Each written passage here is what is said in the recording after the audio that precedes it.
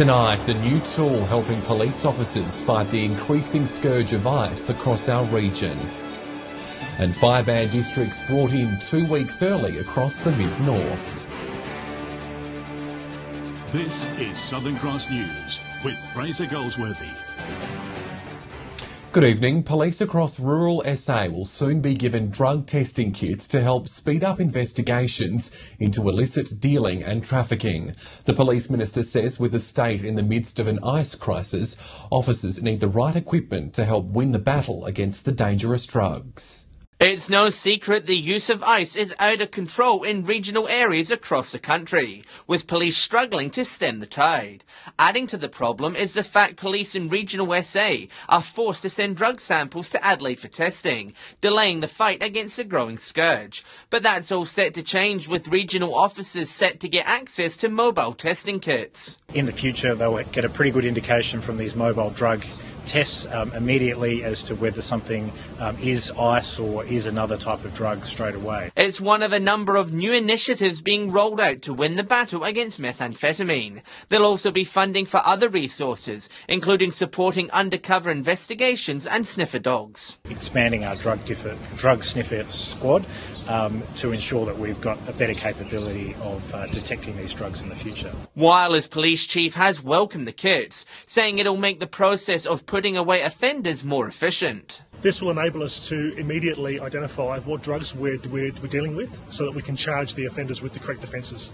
The local MP says these initiatives will go a long way in helping win the battle. Whyalla is not alone. Other regional communities and also the metropolitan area all have a nice problem. John Hunt, Southern Cross News. The Copper Coast Council is taking steps to boost tourism across the region by announcing a business and job creation grant program. It's set to offer rebates to encourage entrepreneurs to take a risk and invest in the booming area. Attracting business to the Copper Coast. Council's aiming to increase tourism within the region by offering grants and rate rebates to start-up businesses. They can apply for a grant up to the equivalent of 3 years of their general rates that will be paid each year. So this might amount to, in some cases to thousands of dollars or tens of thousands of dollars, depending on the size of the business and what their rates might be. It's hoped the Copper Coast will become a more attractive place to work, live and play, the perfect environment to encourage tourists to stay a little longer.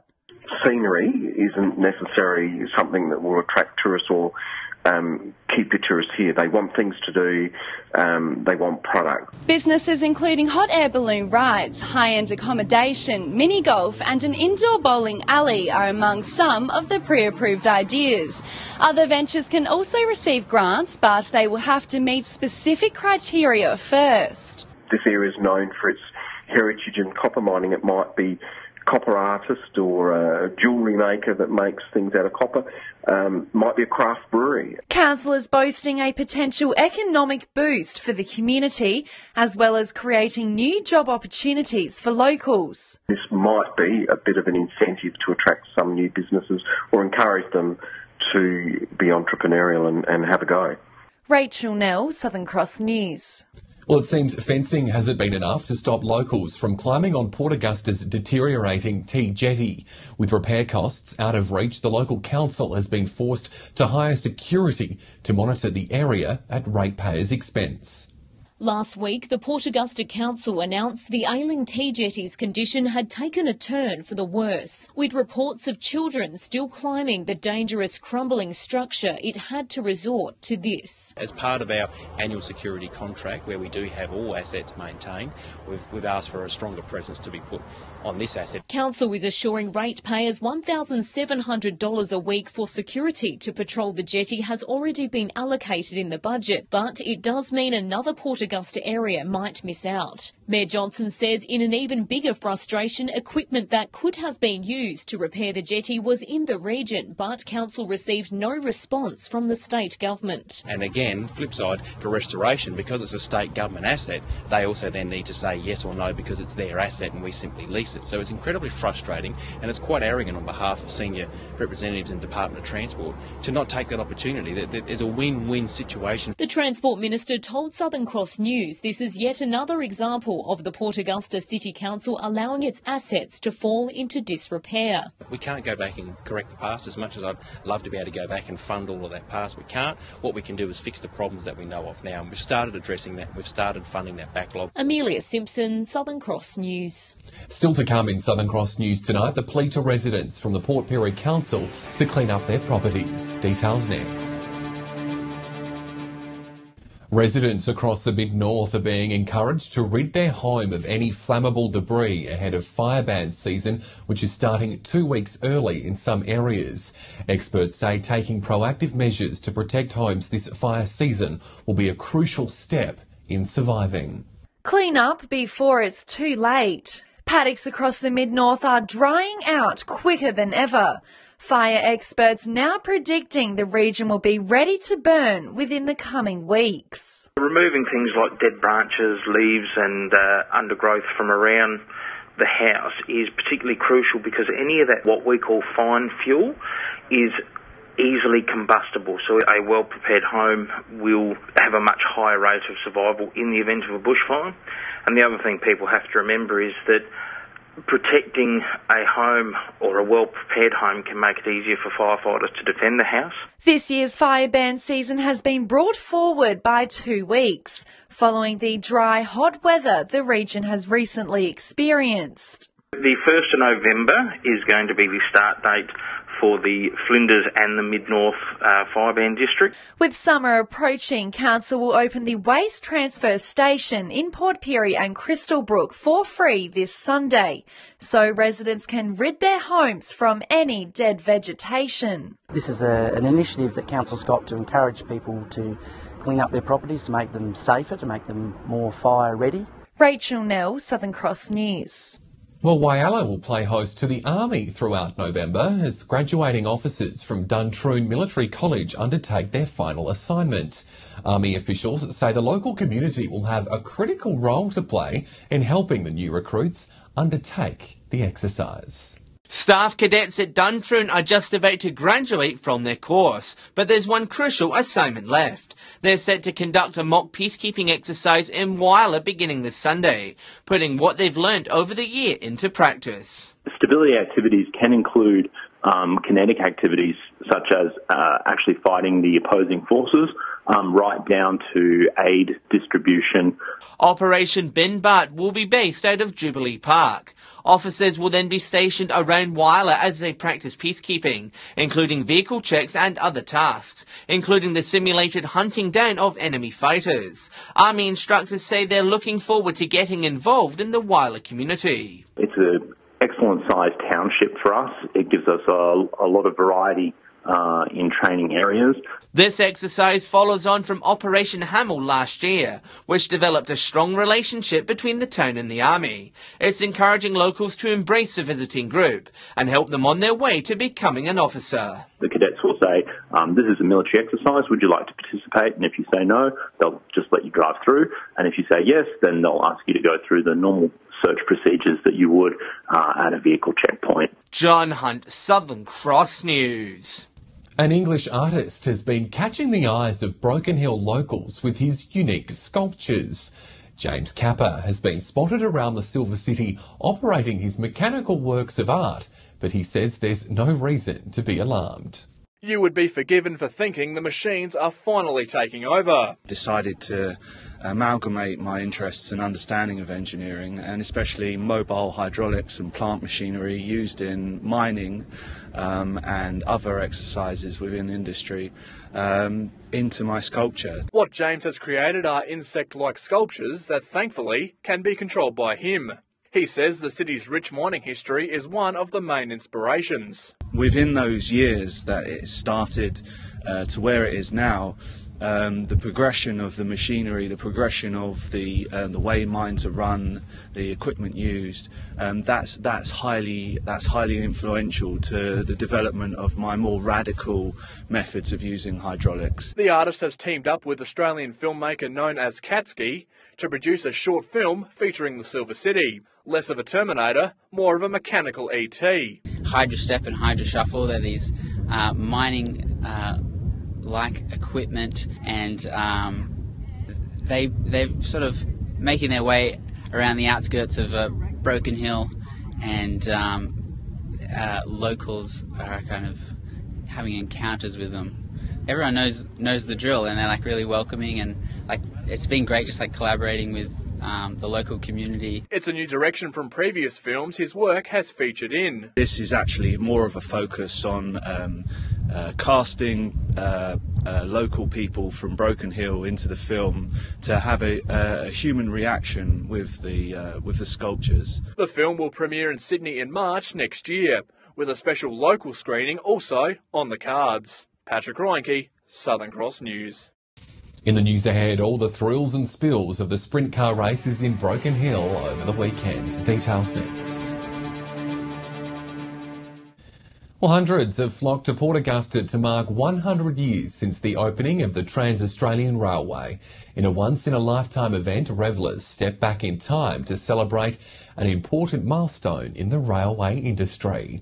It's the longest straight railway line in the world, and it's now hit a major milestone. It's part of Australian history, so it's significant for us. It was the beginning of this town as an actual real town. Stretching 478 kilometres from Port Augusta to Kalgoorlie, it's certainly worth celebrating its history. Hundreds took to Port Augusta's railway station yesterday to see the engines that formed the town and the unveiling of a monument, a permanent reminder of the historical event. 3 steam engines were on display alongside some newer diesel machines, all once part of Port Augusta's founding industry. Prior to coming to Pirie, it was in the playground at Port Lincoln because it was hauling wheat and grain in the Eyre Peninsula for many years, and prior to that it was operating in the Flinders Ranges and all that area. So in actual fact, it's probably the only living relic of that era. In the 100 years since the first passenger train left Port Augusta for Kalgoorlie, thousands of stories have been made, including those from those who worked on the railways. They say coming back today and seeing the trains has brought back unforgettable memories. These people meant something to me. They were the railways, the real, what would I say, foundation of the railways. They are. Stan Hoddinott held the title of Locomotive Superintendent from his 43 years at the railways and still has his staff ID. I was a steam person as well, and a steam engine was alive, but diesels, when they came, were there, but all you had to do was open and shut the throttle and that, but you really had to drive then to survive. Amelia Simpson, Southern Cross News. The final race of the South Australian Sprint Car State title brought disappointment to a night at the Broken Hill Speedway. A local driver was on track to take out the main event, but was held up by a slower moving car, costing him the race. The sound of thunder.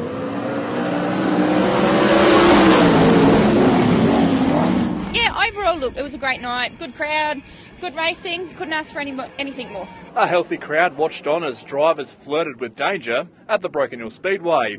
It was certainly an action-packed night featuring the wingless sprints, stock sedans and the roaring sprint cars. We actually got quite a few interstate visitors from coming through the gate and obviously coming up with the drivers. But yeah, the feedback's been really good. A lot of them keen to come back again and race. Local rev head Casey Staker was the fastest in the stock cars, guiding his pink Commodore across the line. He almost got tangled up in this crash early on, but steered clear to get the crown. But the sprint cars didn't fail to entertain. For local driver Brendan Guerin, it was an unlucky night.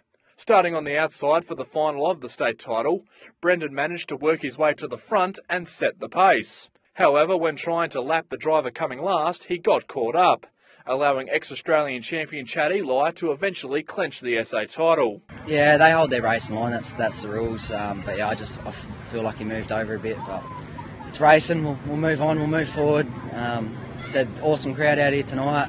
It's good to get everyone got behind the club, so hopefully we can do it again. Despite the upset, Brendan is gearing up for more racing over Christmas. He will now head to Victoria to race in Mildura in a fortnight. Patrick Reinke, Southern Cross News. To local sport now, and there was plenty of action in the cricket leagues across the weekend, including a hat-trick in Port Lincoln. That's where we find Jason Kemp, who has all the details. Jace, it was a special day for a local bowler.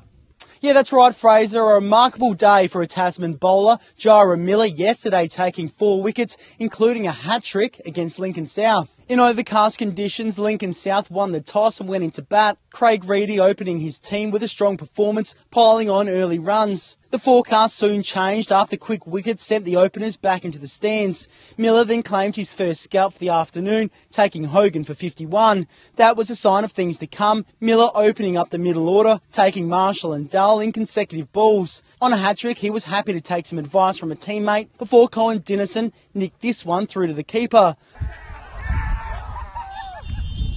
marking a special moment for Miller's career. But the wickets weren't enough for Tasman to get the points, going down by 10 runs in the end. In the other games, an inspiring knock from Murphy guided Charlton to an easy win over Todd River, while Southern Air's batting lineup proved too strong for Waybacks. Heading over to Port Pirie, Proprietary had a comfortable win over Wanderer, and Southport just scraped home by a wicket against Solomon Town. In Port Augusta, a century from Davis helped Central secure an easy victory against Corn. Meanwhile, 5 wickets from Aaron Vatter helped West Augusta defeat South by 9 runs. In Whyalla, North claimed the bragging rights in the city, taking Central by 3 wickets. And Broken Hill opened their cricket season with 2 2020 games, Central's taking West easily in the first, followed by North bowling over South in a low-scoring match. In the York Peninsula, there were wins for Moonta, Ardrossan and Butte. And finally, in the northern areas, Spalding, Burra and Melrose notched up points for the round. So there you have it, Fraser, some cracking games from around the regions. And with all the leagues now up and running this season, it's going to be an entertaining summer. Good on you, Jace. Thank you. Jason Kemp in Port Lincoln there. Well, stay with us after the break. Nicole will have all the local weather details. Thanks to Christopher Moll for this shot of a beautiful sunset at Port Augusta's Aridlands Botanic Gardens. After a lovely day of sunshine, I'll have the region's forecast next. Welcome back. Having a look at the weather now. A warm day right across the region today, hitting the 30-degree mark in Port Augusta, just a touch under in Port Pirie and Whyalla, 27. Another warm one in Broken Hill for 26 degrees. And a bit of a change up in Port Lincoln, showers for 21. To the satellite, there's a bit of patchy cloud in the southeast in the wake of a front, which will bring light showers along the coast. On the Gulf waters, winds will be east-northeasterly up to 25 knots. Seas will be around 1 to 2 metres with the south-southwesterly swell. Sunrise will be just before 6:30, sundown at around 7:40. A bit of a change sweeping across tomorrow. Showers in most places, but still warm though. Heading for a top of 34 in Port Augusta, 33 in Whyalla. Just trailing behind in Port Pirie and Cleve for 32. Looking like a fine day in Corn for 34, and showery weather continuing in Adelaide for 28. Looking ahead now, a bit of good news with showers clearing in Port Lincoln. Finding up by the end of the week in Cleve as well, heading for a top of 32 on Friday. Even warmer in Woodena for 34. Showers will be returning in a couple of days' time for Whyalla, reaching 35 on Friday. The wet weather won't be dampening the temperature in Port Augusta either, 36 on Friday. Still warm in Kadina as well, heading for a maximum of 31. And it's a similar story for Port Pirie. Showers clearing after tomorrow before setting back in Friday. Seeing the mercury dip a little in Clare, down to 23 Wednesday and Thursday. Warming back up in Broken Hill though, with most days in the 30s. So Fraser, a bit of wet weather on the way, but it'll be clearing in most places for a sunny weekend. Thanks, Nicole. And that's all the news to now. Thanks for your company. I'll see you tomorrow. Good night.